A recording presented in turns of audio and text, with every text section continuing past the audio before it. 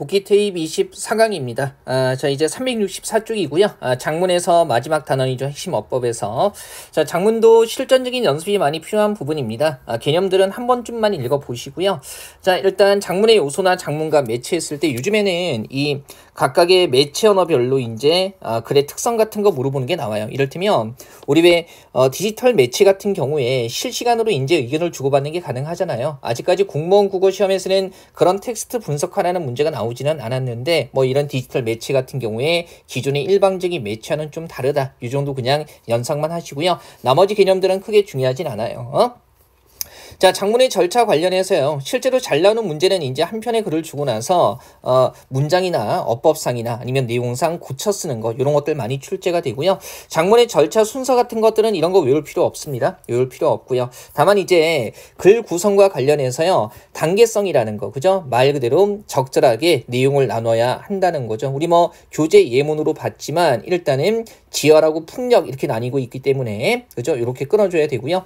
통일성은 말 그대로 글 전체 내용이 주제와 연결되어야 한다는 거죠. 그래서 주제에서 벗어나는 부분은 당연히 생략해야 되고요. 그 다음에 응집성 같은 경우에 적절한 지시 표현이나 아니면 접속어를 써가지고요. 앞뒤 내용이 잘 이어지도록 하는 겁니다. 어렵지는 않죠.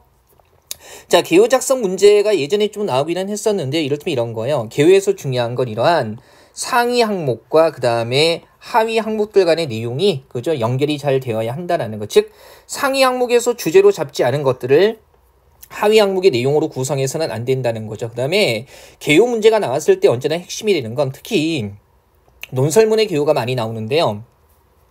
본론 부분에서 원인 얘기했을 때, 그 다음에 대책, 그 다음에 문제점 얘기했을 때 그에 대한 해결 방안이 1대1로 대응이 되어야 한다는 거죠. 이를테면 지금 이 우리 교재 있는 데서요. 본론 2에서 여성 경제활동의 어려운 점을 하나, 둘, 셋 이렇게 얘기하고 있는데요. 그죠? 이 세 개의 문제점 각각이 이 세 개의 해결책과 순서대로 대응이 되어야 한다는 겁니다. 그래서 이런 것들만 주의해서 보시면 되고요.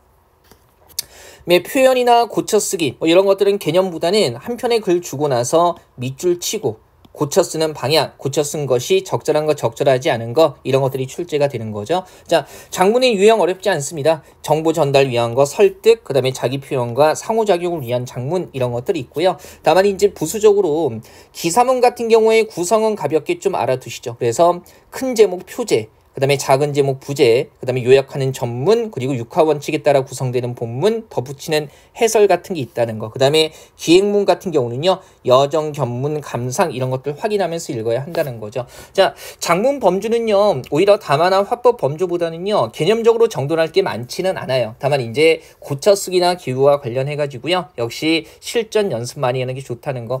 가장 먼저 해야 되는 실전 연습은 역시 기출 문제입니다. 난도 자체가 높지는 않지만 실수하지 않도록 꾸준히 연습해야 되는 단원이죠. 내용이 많지는 않기 때문에 굳이 길게 느려서 핵심 정리하지는 않겠습니다. 자, 이렇게 해가지고요. 스텝 1 핵심 어법의 전체 복귀 테이프는 끝나는 거예요. 그죠? 이 강의 다 들으신 분들은요. 이어서 스텝 1 핵심 문학도 꾸준히 들으시면 되겠습니다. 마칠게요.